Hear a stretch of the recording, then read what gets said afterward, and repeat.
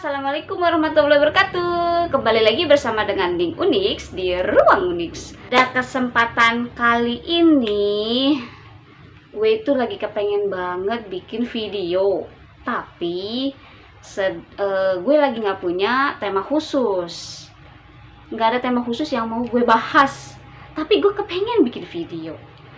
Dilema kagak? Akhirnya gue tuh punya ide. Punya ide bagaimana kalau pada kesempatan kali ini itu kita berkenalan bersama dengan Ning Unix, yaitu diri gue sendiri.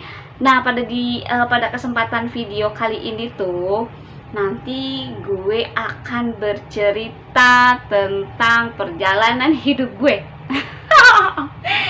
Perjalanan hidup dari kecil hingga sampai saat ini. Nah, pengen kenal kan?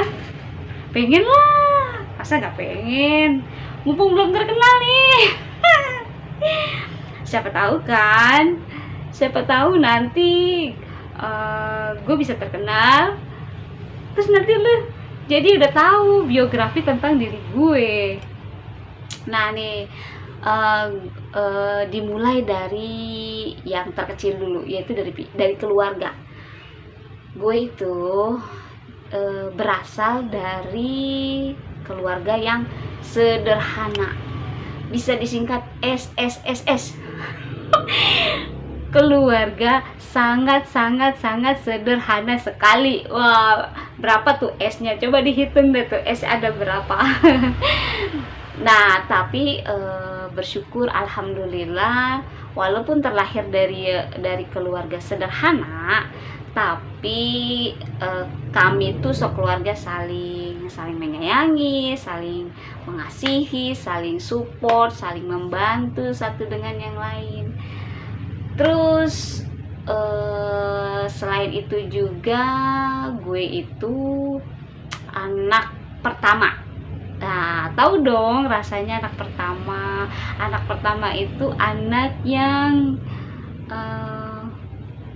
paling dulu disayang karena kehadirannya diharap-harap. Ya, iyalah. Biasanya anak pertama itu harapan sebuah keluarga. Kehadirannya, kedatangannya itu ditunggu oleh keluarga besar. Nah, saya itu anak pertama dari, sebenarnya anak orang tua saya itu ada banyak, setengah losin, yaitu ada 6. Tapi takdir dari Allah, 2 meninggal, jadi yang tersisa adalah 4. Jadi saya itu nomor 1 dari 4 saudara. Saya anak pertama. Terus yang nomor 2 itu cowok, terus nomor 3 cewek, nomor 4 cewek. Jadi kita tuh cewek itu ada bertiga, ada 3 cewek dan 1 cowok. Nah, saya itu sebenarnya kental asli keturunan Sunda, tetapi sangat disayangkan sekali karena saya lahir di Jakarta, besar di Jakarta, dan lingkungan pertemanan saya itu orang Betawi, jadi hilanglah tuh unsur Sunda di dalam diri saya. Jadi sayang sekali saya hanya Sunda keturunan karena saya nggak bisa berbahasa Sunda. Iya, tapi kalau orang tua saya bisa bahasa Sunda, dan saya juga nggak pernah nggak pernah belajar, nggak penasaran dengan bahasa Sunda. Sayang banget ya. Terus kalau ibu saya itu orang Bogor, tepatnya itu di Jasinga. Nah, kalau ayah saya itu dari Pandeglang, Labuan Banten lah, ya di Banten. Nah, karena saya besar di Jakarta, teman-teman orang Betawi, akhirnya ya seperti inilah jadinya, jadi Sunda KW. Nah nih, Terus saya itu tinggal di Jakarta Barat, tepatnya itu di sekitar area Kalideres. Nah, saya besar di situ. Saya besar di Kalideres hingga saya dewasa. Nah, meningkat ke pendidikan dimulai dari tingkatan SD. SD saya itu bisa dibilang masa sekolah saya itu masa yang sangat menyenangkan. Yang pertama adalah SD. Nah, SD saya itu di wilayah Jakarta Barat ya. SD saya apa namanya ya? Saya merasanya unik ya, seperti dengan nama saya, Ning Unik. Saya itu lagi SD, dari kecil itu dipanggil dengan nama Eka. Iya, saya dipanggil dengan nama Eka. Jadi nama kecil saya adalah Eka, jadi dipanggil Eka. Karena Eka itu ada dalam deretan nama panjang saya. Terus jadi teman-teman SD itu manggil saya Eka, teman-teman rumah, terus keluarga semuanya manggil saya dengan sebutan Eka. Terus saya itu tipikal anak yang bisa dibilang tomboy. Saya memang bukannya bisa dibilang, saya memang tomboy, terus humoris, terus agak-agak menjerumus ke bandel ya, kalau orang Betawi bilang itu bangor. Ya, karena kelakuan saya tuh hampir bisa dibilang hampir menyerupai cowok lah, karena saya tuh bukan tipikal anak yang lemah lembut, terus ya bukan yang lembut lah, karena saya tuh periang, saya itu petakilan, terus sering manjat-manjat pohon. Terus permainan saya adalah permainan yang biasa dimainkan oleh cowok, misalnya kayak main layangan, terus main tagebok. Nah, ini anak zaman sekarang pasti nggak tahu ya namanya bola tagebok, bola kasti, terus contek, galasin, terus apalagi tuh gangsing, terus biji karet tuh yang bulat-bulat, jadi disusun jadi satu, terus dikecek tuh pak. Terus apalagi permainan kecil saya ya yang sangat menyenangkan sekali, petasan blegur. Jadi tuh bapak saya tuh dulu kalau bulan puasa dia selalu bikin itu, nggak selalu sih ya, pernah beberapa kali tuh dia bikin petasan blegur. Jadi tuh ada bambunya bambu besar gitu yang diameter berapa gitu, bambunya besar. Terus sama bapak saya tuh dilobangin, terus dikasih apa sama dia, kayak apa tuh, kan biasa ada tuh bungkus rokok yang kertasnya itu yang bagian silvernya itu tuh. Nah, bagian silvernya itu sama bapak saya dikumpulin jadi satu, terus sama dia dikasih apa ya, saya agak-agak lupa ya. Terus sama dia tuh disundut pakai api. Wow, itu sekalinya sundut mengeluarkan bunyi yang menggelegar, blegur ya. Makanya kenapa bapak saya itu dikasih nama petasan blegur. Terus saya dari SD itu di kelas itu tipikal anak yang rame. Saya nggak suka diem, nggak suka suasana hening, itu nggak suka. Terus udah gitu juga kalau berbicara tentang masa SD itu sangat seru sekali, karena ya namanya kita masih kecil ya, masih polos-polosnya. Jadi ya karena saya tipikal anak yang tomboy ya, nggak suka yang namanya yang lembut-lembut. Ya, akhirnya teman saya tuh sebagian besar cowok. Terus yang kita biasa tuh main tak jongkok ya, namanya tak jongkok ya. Jadi lagi zamannya saya tuh bermain itu mainnya berkelompok, maksudnya mainnya sama-sama, nggak main sendiri. Kesian banget kalau misalnya ada tuh beberapa teman saya yang gimana ya, kurang beruntung ya kali ya, mungkin karena dia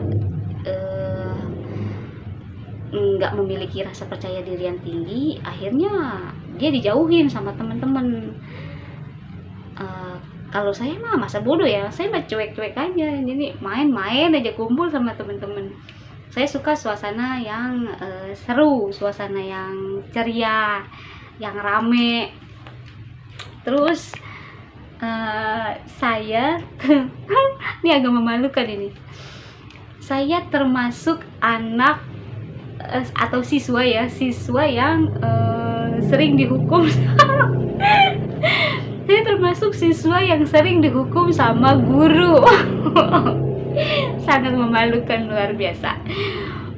Tapi sekarang ini ketika diceritakan kembali malah jadinya lucu ya. Tapi saat mengalaminya itu luar biasa itu. Jadi satu-satunya siswa perempuan yang sering terkena masalah adalah saya. Sama ada beberapa teman saya cowok ya, tapi cewek satu-satunya tuh saya yang sering dapat hukuman. Mungkin saking bandelnya kali, saking bandelnya ya saya. Terus di SD itu kan ya, kalau di SD itu kita 6 tahun bersama dengan teman-teman, jadi sudah sangat mengenal sekali karakter teman-teman gitu. Jadi satu, kita hafal dengan nama-namanya karena 6 tahun bersama, hafal dengan karakternya, terus hafal dengan sifat-sifat dan watak-watak mereka. Wah, kenal banget dah. Terus ditambah lagi biasanya nih setiap wali kelas selain dia kenal sama siswa-siswanya, saya termasuk cukup berkesan juga ya buat mereka, karena saya satu-satunya perempuan yang sering dihukum karena saking bandelnya. Aduh, masya Allah, luar biasa. Terus ada satu pengalaman lagi yang cukup membanggakan untuk saya dan bisa jadi cikal bakal saya ternyata untuk sampai saat ini.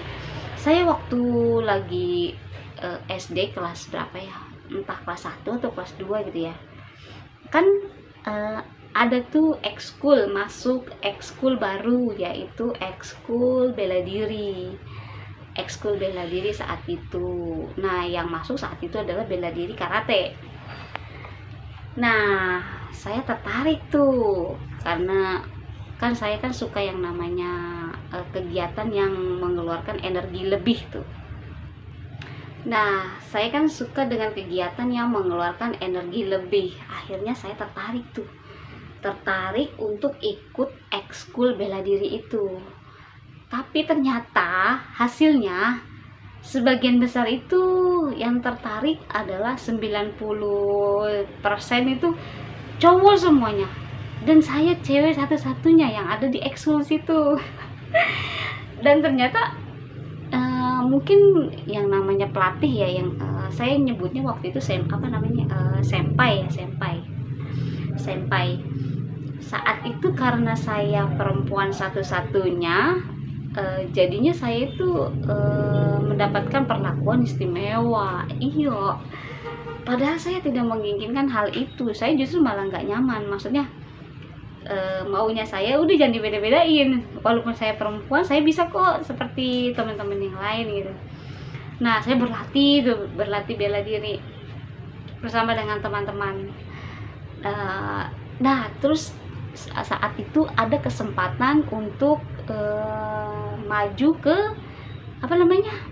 turnamen, ke pertandingan. Nah, karena mungkin senpai saya melihat saya berpotensi, akhirnya saya didaftarkan tuh sama senpai saya. Didaftar. Terus bertanding itu pengalaman pertama saya ikut pertandingan. Akhirnya saya didaftarkan oleh senpai saya mengikuti turnamen itu, pertandingan itu. Ya, itu adalah pertandingan pertama untuk saya, dimana saat itu saya masih SD, terus nggak punya pengalaman, terus ditambah lagi orang tua saya nggak ngedampingin. Masya Allah, luar biasa kan. Saya bertanding,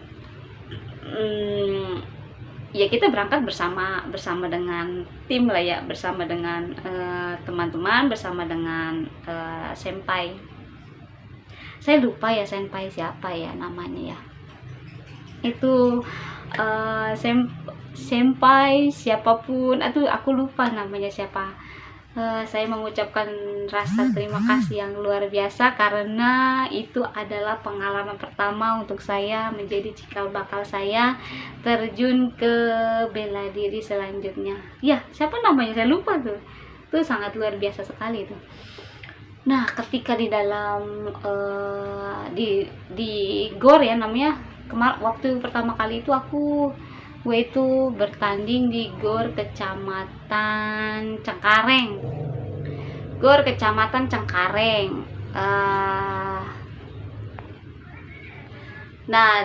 Situasinya saat itu karena masih pemula ya, karena belum pernah mengikuti pertandingan. Nah, saat itu di GOR di GOR itu sebenarnya agak-agak bingung juga ya, karena kan baru pertama kali, udah gitu anak kecil, anak SD, terus masuk ke dalam area GOR, kan agak-agak bingung ya. Tapi untungnya didampingin sama senpai ya. Senpai siapa ya? Ya Allah, aku lupa tuh. Penasaran itu. Penasaran, mudah-mudahan senpai dalam keadaan sehat dimanapun kamu berada. Nah, terus lanjut lagi.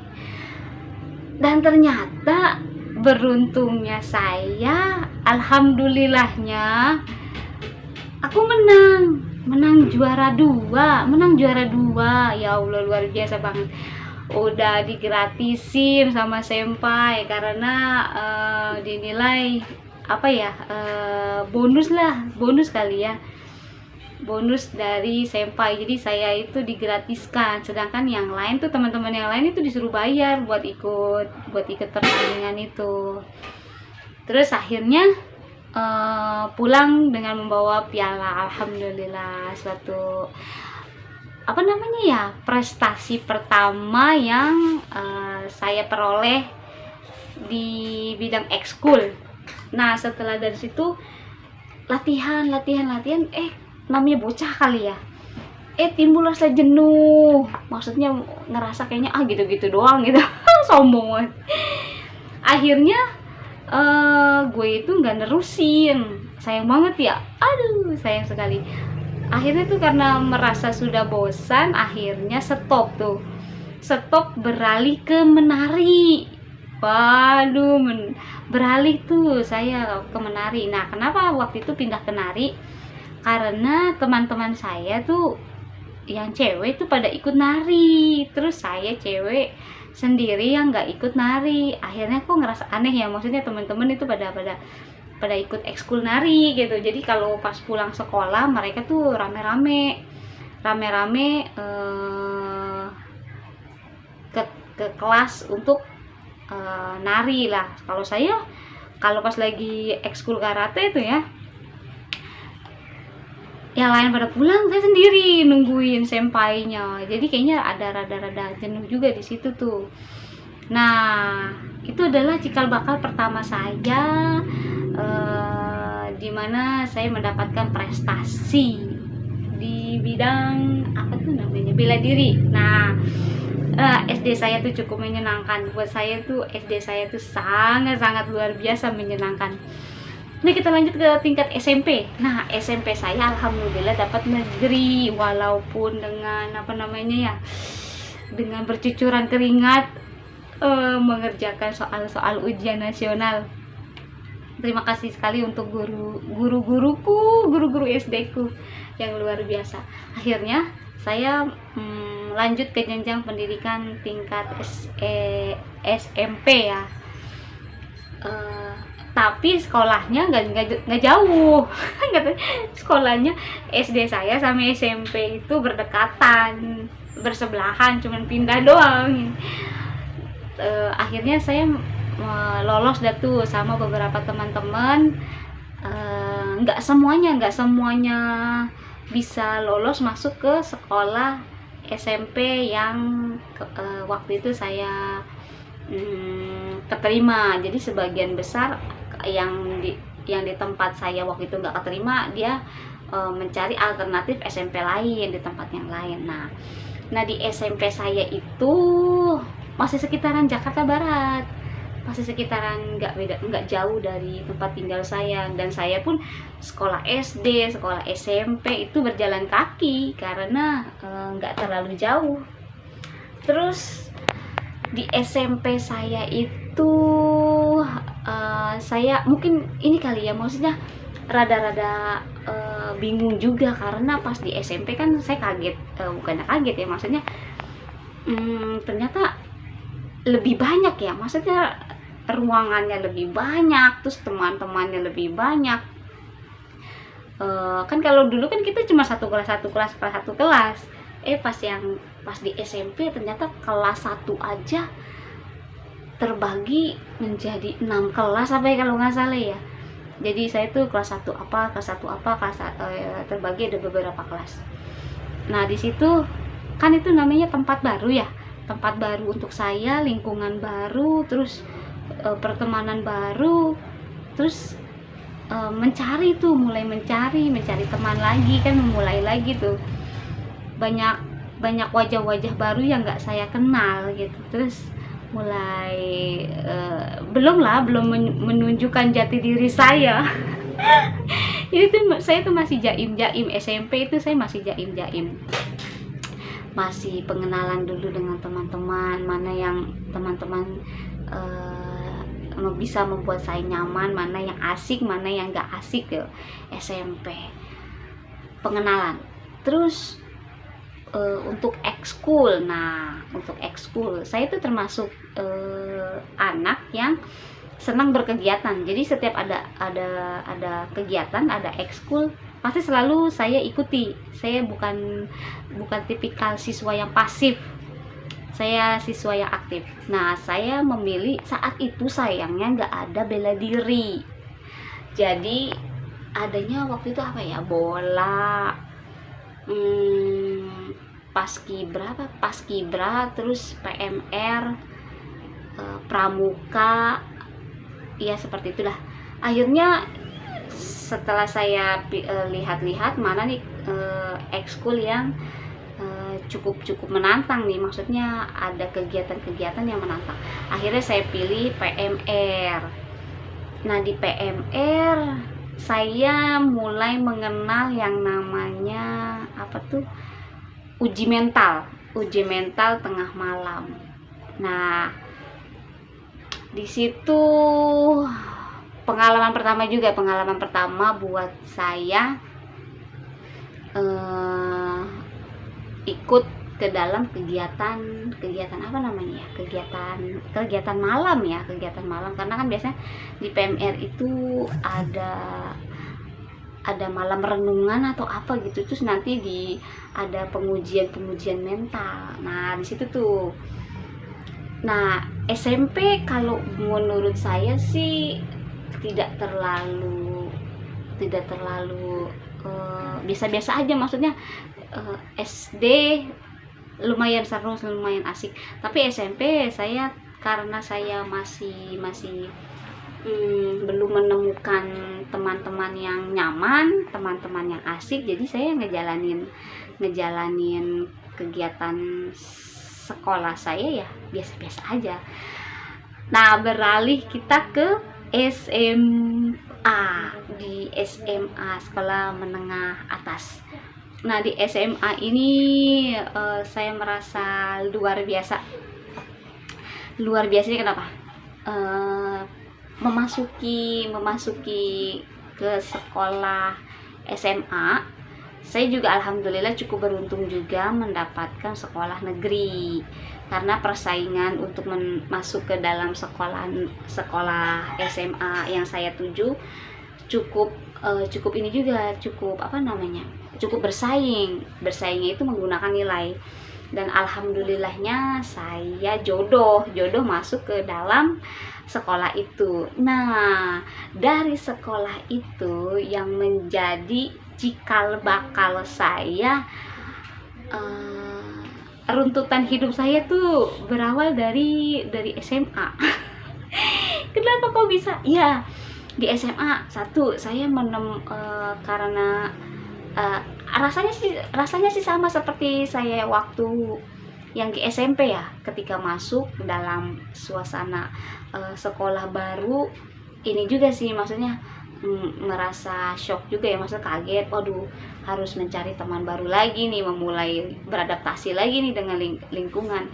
Tapi di SMA itu saya cukup merasa terkesan ya, merasa istimewa. Saya masuk kelas 1 tingkatan SMA, langsung bertemu dengan teman-teman yang luar biasa, teman-teman yang baik ya, kalau kata saya mah teman-teman yang luar biasa, teman-teman yang baik. Terus di kelas itu saya bersahabat sama beberapa teman yang akhirnya masih terjalin sampai saat ini. Terus nah di tingkat SMA ini saya mulai mengeluarkan jati diri saya, maksudnya saya tipikal cewek yang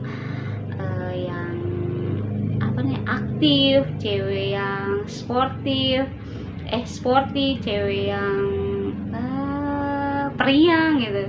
Teman-teman saya sebenarnya rada-rada kaget dengan karakter saya, karena saat itu rambut saya pendek kalau nggak salah ya, pas masuk SMA itu kalau nggak salah rambut saya pendek deh, potong pendek. Terus udah gitu baju saya tuh, saya kan nggak suka yang bajunya kegombrong, yang ketat-ketat saya nggak suka, jadi baju saya tuh rada-rada kegombrong gitu. Terus roknya lebar, roknya gombrong. Terus baju tuh digulung sedikit tuh, digulung. Terus udah gitu mungkin karena saya merasa nyaman kali ya di kelas itu, jadi kalau bercanda tuh tertawa saya tuh kencang sekali. Sampai mungkin bisa dibilang malu-maluin kali ya. Nah, dari kelas 1 saya mendapatkan kenyamanan dengan teman-teman di kelas 1. Naik ke kelas 2. Wah, ternyata naik kelas 2 dapet kelas dan teman-teman yang super duper hancur. Wah, parah tuh. Jadi makin ketemu, makin mendapatkan tempat gitu maksudnya. Wah, ini kelas ini sesuai banget nih sama karakter gue. Jadi teman-teman di kelas 2 itu benar-benar super duper hancur, maksudnya nggak ada rasa jaim. Terus udah gitu nggak ada yang namanya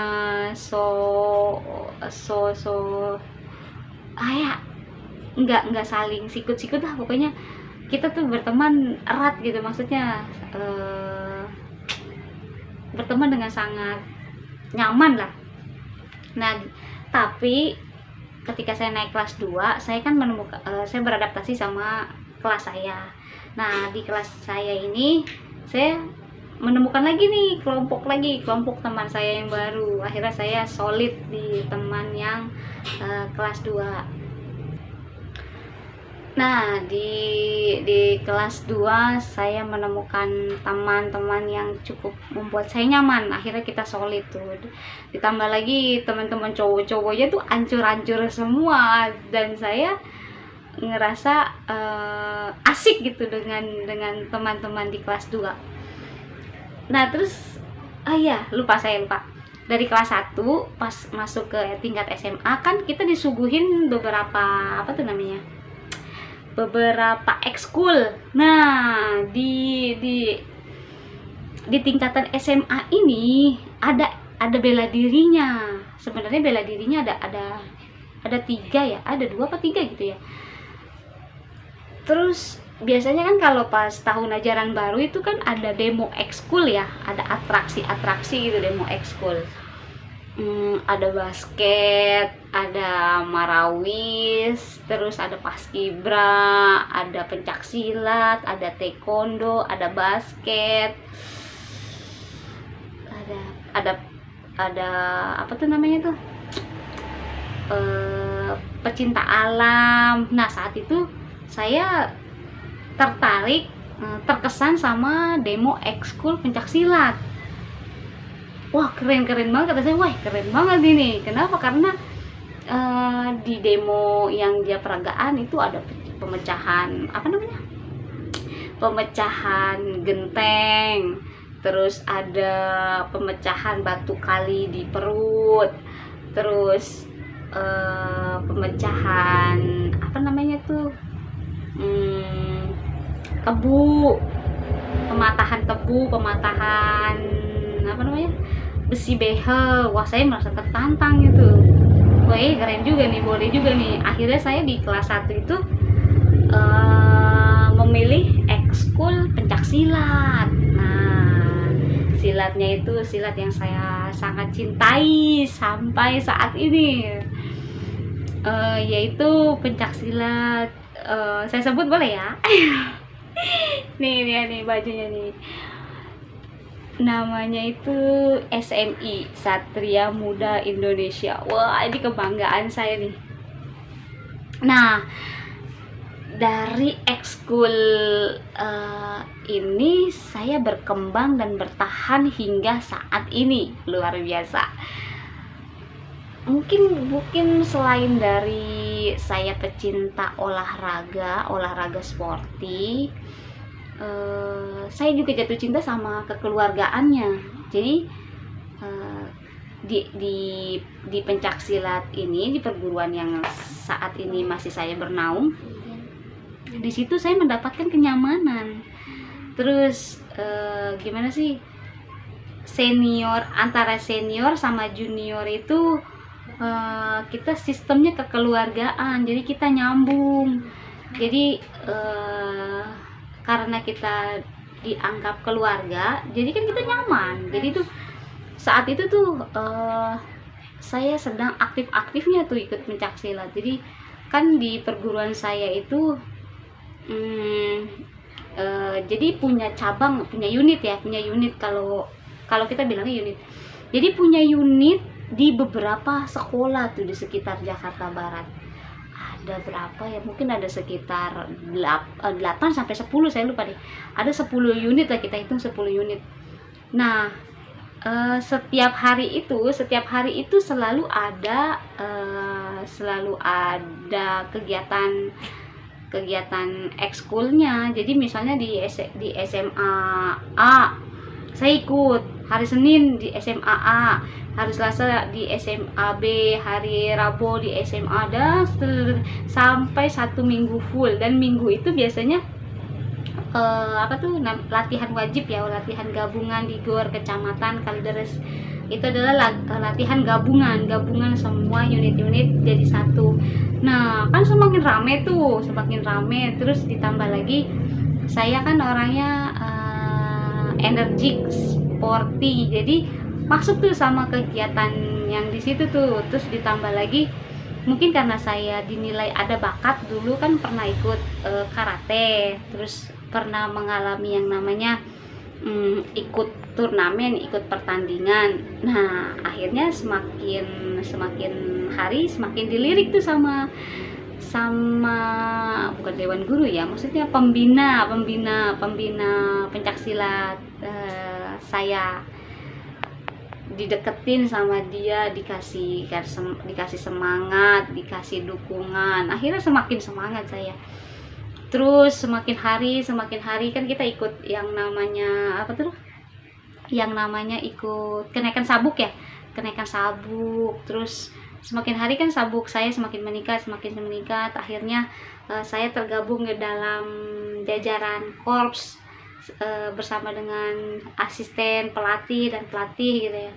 wah semakin semakin merasa nyaman. Nah, ditambah lagi gimana ya, karena sistemnya kekeluargaan, jadi sehari aja nggak ketemu dengan teman-teman silat itu rasanya seperti ada yang kurang. Iya, seperti ada yang hilang gitu. Jadi walaupun misalnya mungkin capek, iya saya rasa memang badan saya capek gitu. Jadi setiap kali habis latihan nih, latihan di hari Minggu gitu ya, latihan hari Minggu itu kita mulai dari jam 10, selesai jam 2, itu berarti kan 4 jam ya.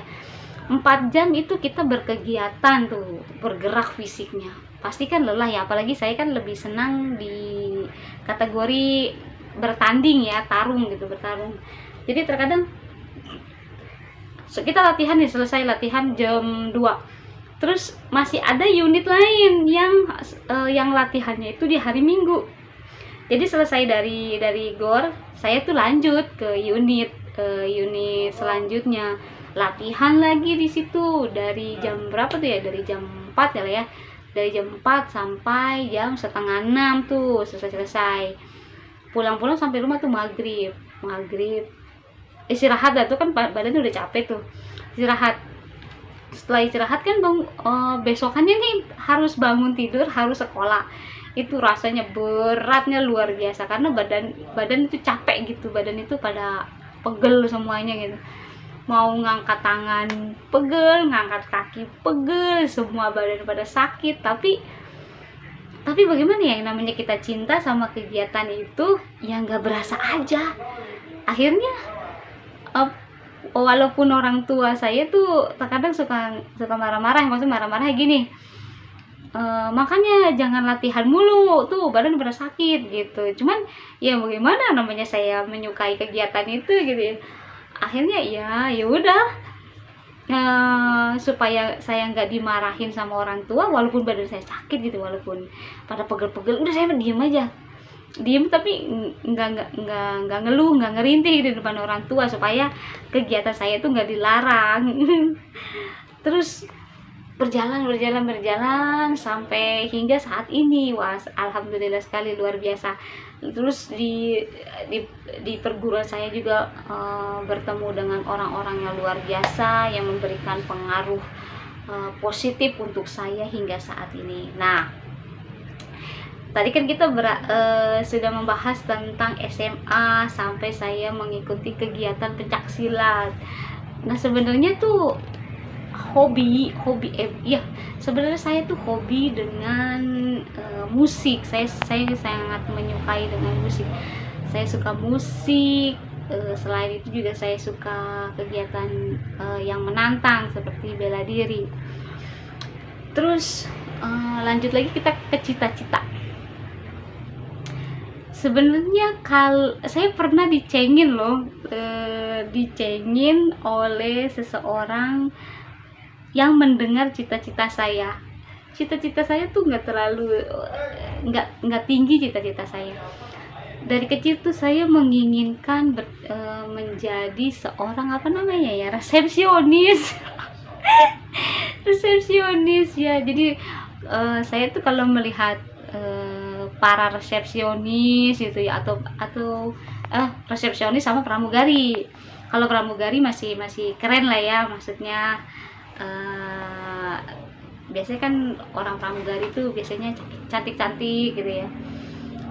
Nah, yang kedua itu yang tadi saya bilang, resepsionis. Kenapa kok resepsionis? Saya pernah diketawain, masih cita-cita pengen jadi resepsionis. Jadi saya tuh terkesan melihat para resepsionis kan biasanya cantik-cantik ya. Selain pramugari kan cantik-cantik, resepsionis itu kan cantik-cantik tuh. Sudah gitu dia kan saya tuh suka dengan gaya bicaranya. Misalnya, mohon perhatian kepada saudara Asep, ditunggu di ruang resepsionis. Nah, kayak begitu saya suka. Biasanya kalau yang bagian resepsionis kan cantik-cantik tuh, tinggi-tinggi, terus pakaiannya rapi-rapi. Itu saya tuh dulu tuh seru kali ya kalau jadi resepsionis, tapi nggak kesampean. Tapi resepsionisnya itu resepsionis kayak mall, terus yang ada di apa tuh namanya, di stasiun-stasiun ya. Itu apa sih namanya, resepsionis apa bukan, nggak ngerti deh. Terus selain itu kegiatan apa tuh, perjalanan hidup saya yang berkesan selanjutnya adalah band. Wow, luar biasa. Ini masih nyambung dari tempat saya di silat. Nah, di silat itu saya ditawarin, diajak sama salah satu senior saya, sama salah satu pelatih saya, pelatih silat saya. Entah dari mana kok dia tiba-tiba menawari saya, mau nggak join di grup band ya, kita bikin band yuk gitu. Nah, posisinya saat itu saya adalah seorang vokalis. Weh. Berikan tepuk tangan untuk Ningo nih. Iya, saat itu gue itu ditawarin menjadi vokalis. Gimana ya? Gue juga heran juga kenapa gue bisa dipilih jadi vokalis. Emang suara gue bagus ya? Nanti kapan-kapan di video selanjutnya gue akan coba untuk unjuk kebolehan gue dalam bernyanyi. Tapi nanti tunggu di kesempatan yang akan datang. Ya, saat itu gue ditawarin untuk jadi vokalis band.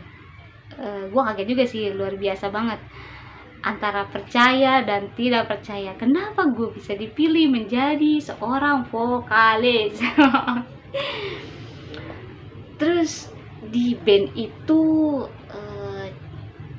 kita sebenarnya mempunyai mimpi di band itu. Kita mempunyai harapan besar di band itu, dengan harapan kita bisa masuk label, mempunyai album, terus bisa dilirik sama produser. Itu cita-cita kita. Cuman memang takdir belum berpihak kepada kami. Akhirnya kami hanya berkarya sebatas dari event ke event. Jadi kita belum sampai ke tahap masuk ke dalam dapur rekaman. Tapi luar biasa sekali, dimana kalau ketika kita naik ke atas panggung kan otomatis kan kita menjadi sorotan ya, maksudnya kita menjadi bintang di atas panggung. Nah, itu luar biasa banget, pengalaman yang luar biasa yang pernah saya dapatkan. Mulai timbul tuh rasa percaya diri, terus mulai memperhatikan penampilan, terus di masa-masa saya ngeband itu mungkin rasa percaya diri saya tuh lagi tinggi, terus saya lagi pede-pedenya, lagi merasa cantik, jadi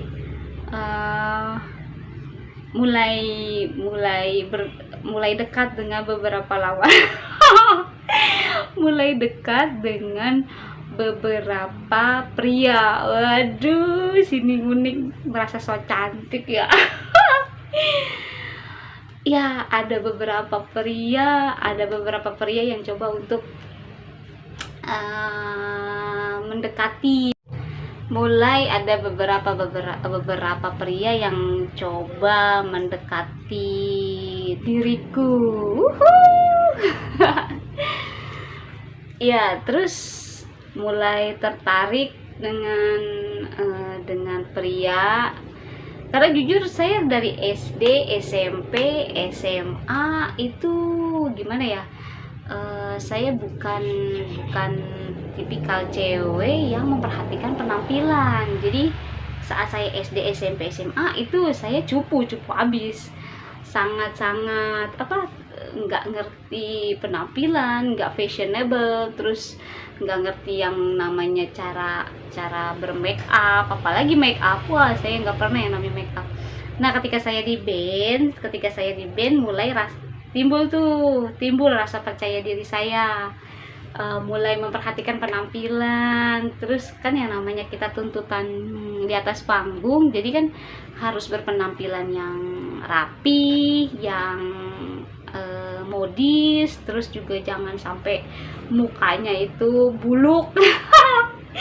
Jadi mulai mengenal bedak lah, ya mulai memperhatikan penampilan, akhirnya mulai dekat dengan pria, dan mulai ada beberapa pria yang mencoba mendekat kepada saya.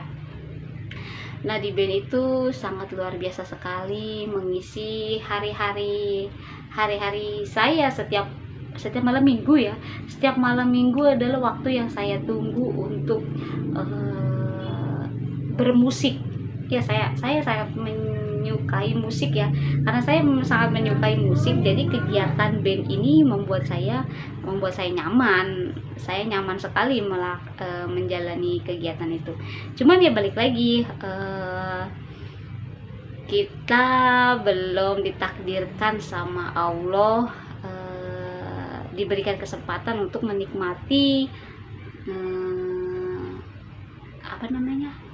menikmati hasil karya seperti masuk dapur rekaman, terus mempunyai album dan yang lain-lain. Ya Allah Maha tahu lah, Allah Maha tahu kenapa band saya itu nggak diberikan izin untuk sampai berhasil sampai sejauh itu. Mungkin ada hikmah yang kita bisa ambil. Mungkin kalau misalnya saya menjadi terkenal gitu, misalnya saya menjadi artis, misalnya saya menjadi band terkenal, mungkin kehidupan saya bisa lebih hancur. Terus mungkin saya dan teman-teman itu menjadi orang yang tidak baik, tidak bersyukur, menjadi manusia ya pribadi yang tidak baik, yang menjadi pribadi yang tidak humble, terus sombong, terus sindrom star dan yang lain-lain. Mungkin kita berpikir positif aja. Nah, sebenarnya sih di band itu banyak kisah yang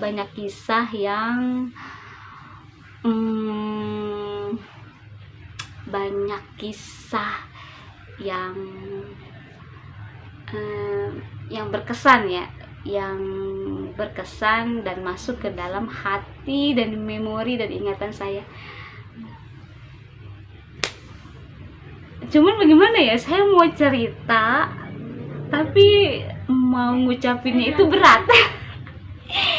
Berat karena di dalam band itu selain ada sukanya, ada dukanya. Jadi mau bercerita bingung ya. Jadi saya ceritakan yang senang-senangnya saja deh. Ya, ada lagi nih. Saya itu lagu andalan saya adalah lagu-lagu The Cranberries, Evanescence, sama Avril Lavigne. Nah, terus kalau misalnya untuk band lokal itu saya sangat menyukai Garasi, Kotak, Coklat. Nah, 3 band itu lagu-lagu yang sering saya bawain. Tapi lagu wajib saya adalah The Cranberries, lagu Zombie. Pernah ada satu kejadian, mungkin nih penonton penikmat musik jadi kali ya. Jadi dari panggung satu panggung yang lain mungkin dia selalu ada gitu. Sampai dia mengenal saya ketika saya naik ke atas panggung. Yang dia teriak adalah ayo zombie. Terus saya sempat ide juga, wah ini orang tahu-tahuan kalau gue mau bawain lagu Zombie. Ya seperti itulah, pengalamannya luar biasa. yang menjadi cikal bakal saya menjadi seseorang yang lebih harus percaya diri. Iya, harus percaya diri, apalagi namanya kita di atas panggung. Saya sering sih yang namanya demam panggung. Seharusnya ketika kita naik ke dalam panggung, kita tuh menghadapnya ke penonton.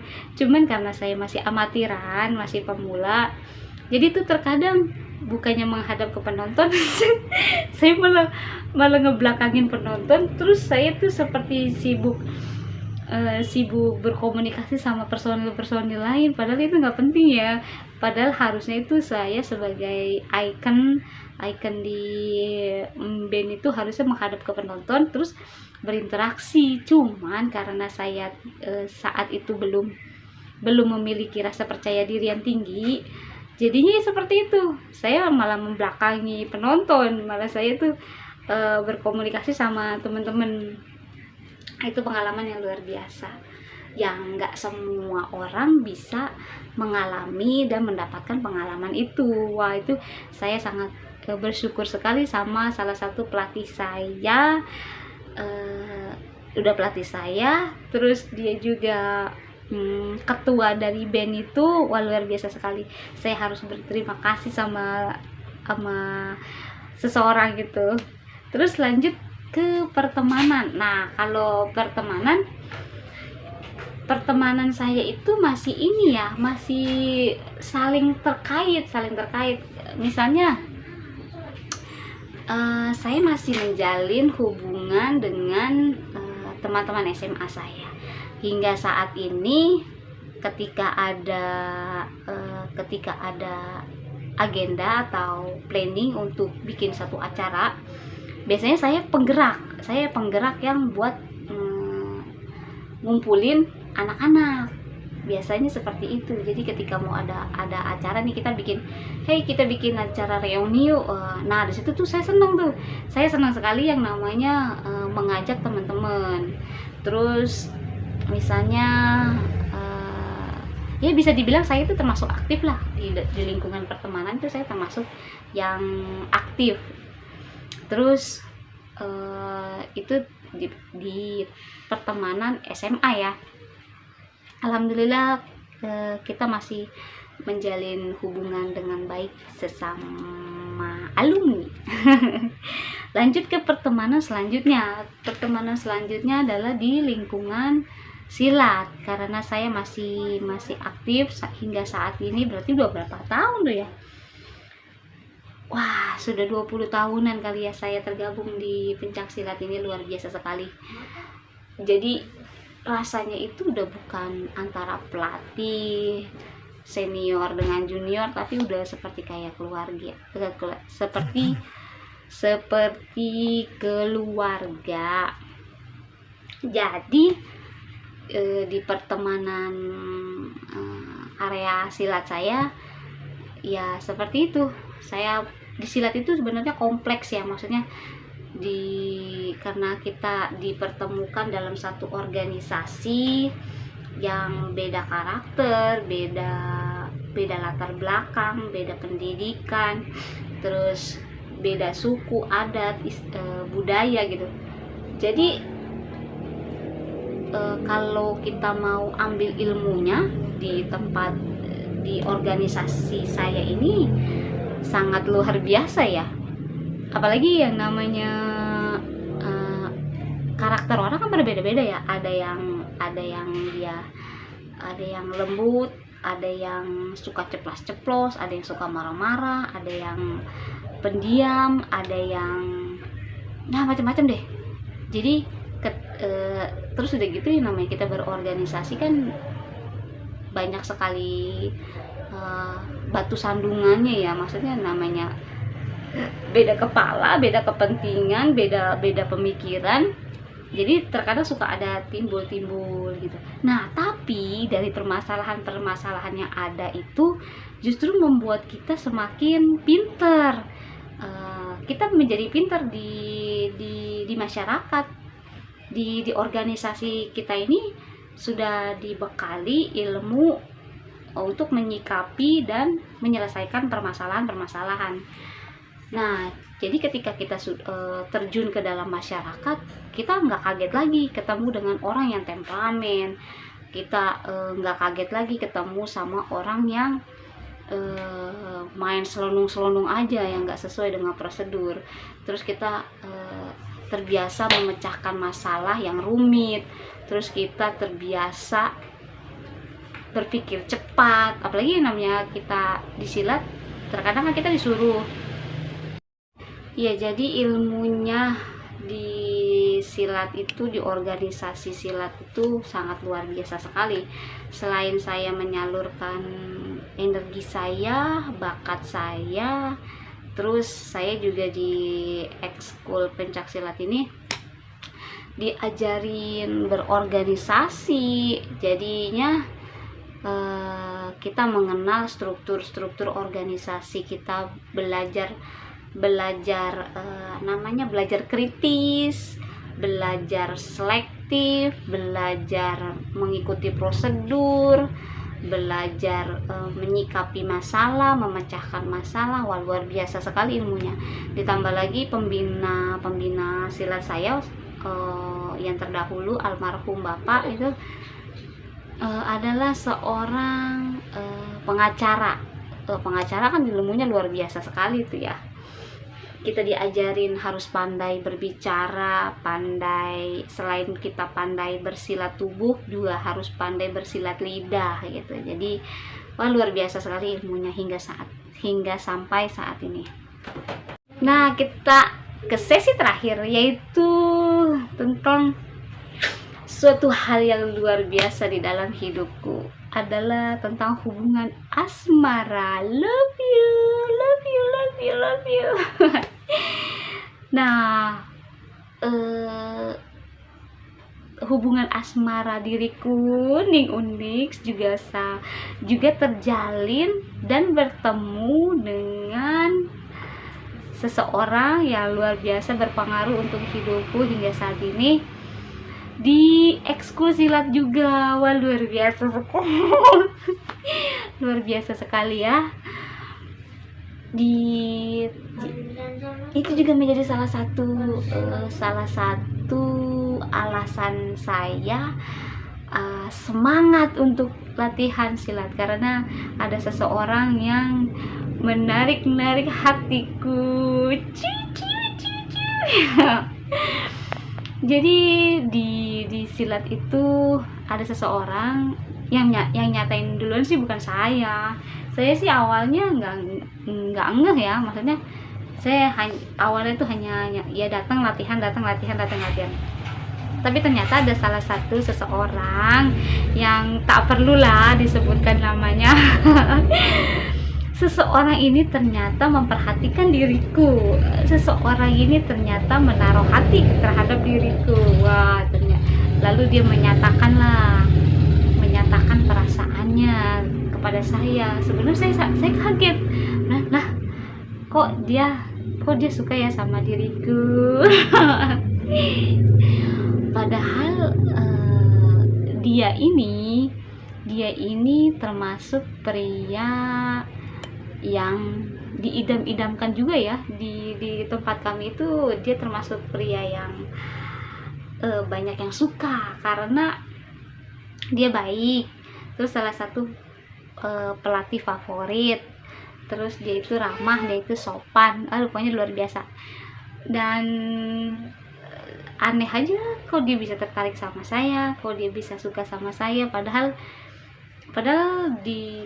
masih banyak tuh cewek-cewek lain yang lebih cantik, yang lebih lembut, yang pokoknya segala-galanya lah, nggak seperti diri saya. Yang satu, saya tuh tomboy, saya itu cuawaan. Tuh kan cuawaan itu maksudnya kalau udah bercanda itu ketawanya kencang banget, lepas gitu, nggak ada jaim-jaimnya.